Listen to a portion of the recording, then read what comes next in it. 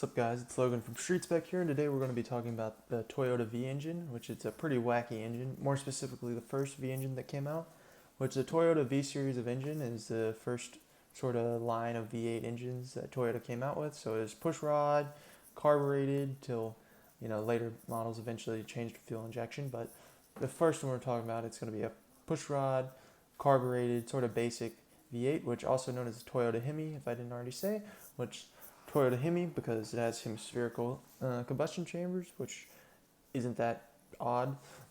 Which, for reference, as another example, you could have a flathead Ford, be another example of, what it could be. But in this case, we got a hemispherical, which, even Toyota Camrys you can find with hemispherical combustion chambers. So it's not really that special, but it's still, sort of marketing from the 60s and 50s. But anyways, so this is the predecessor to the Toyota UZ and GZ engine because it was in the Toyota Crown and in the Toyota Century, which is why it's technically succeeded by the GZ engine. So the first one, what makes this special is it was a 2.6 liter V8, which is really, really small for a V8, which still not the smallest. That award goes to a Ferrari. Ferrari 208 came with a 2-liter V8, but this is still a very small V8, which, and to put in perspective, they're putting these in like full-size cars, like what would be taxi cabs and like limos, which is quite hilarious that they're putting this tiny little V8 in these massive hulking cars, which it made about 114 horsepower at 5,000 RPM and made 145 pound-feet at 3,000 RPM. What you'll see as the later sort of updates to it, they made it bigger over time, bigger displacement, and sort of became more of a standard, what you would think of as a V8, and eventually went to dual overhead cam when it swapped to the UZ series engine and the GZ series engine. But it's just weird to think that Toyota made a V8 the same size as an RB26, or 200cc bigger than my Silica's 2.4 liter 4-cylinder and had double the cylinders. It's just wild to think.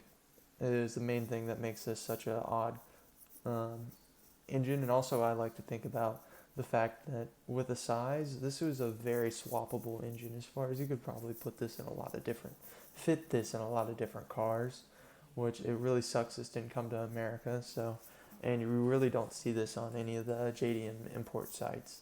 So you'd probably have to custom request this engine, which I mean, it's not making much power, but if I didn't mention before, this is co-developed by Yamaha, so it has to be a good engine. All the Toyota, good engines, the 4AGE, the Beams 3SGE, are co-developed by Yamaha.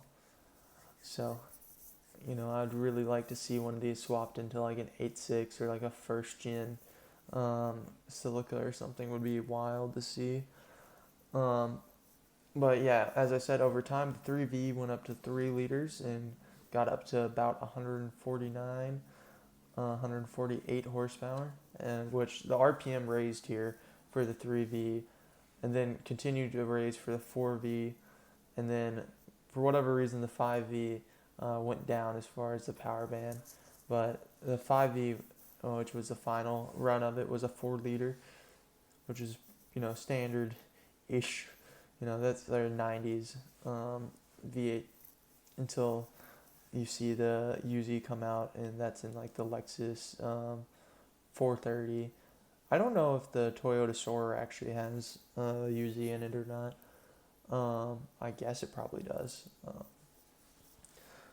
But it's kind of sad to see, it go from something very unique to pretty much, fit the mold of like all, kind of eventually got molded into what your standard sort of V8 would be.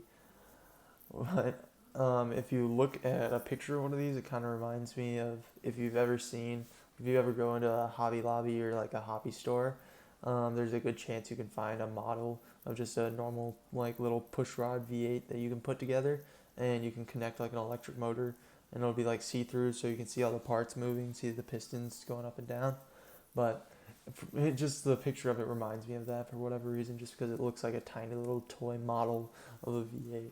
But I would love to see this engine like put into something.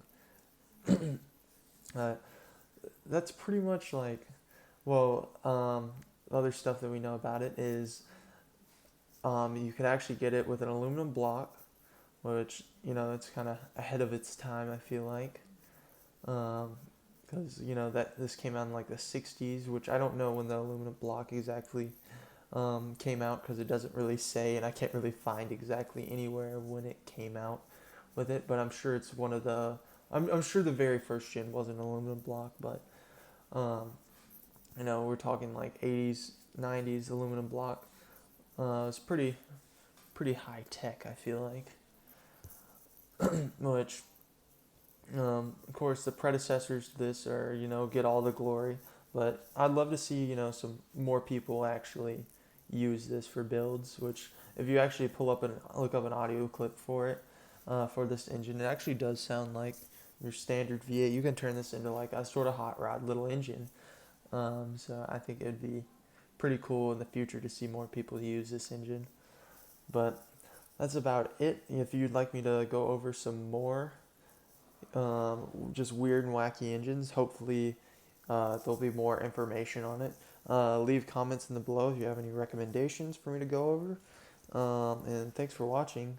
If you got any general, feedback to give, leave a comment. If you want to dislike the video, please leave a comment to tell me what I've done wrong.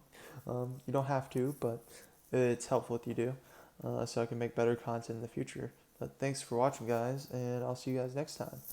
Bye-bye.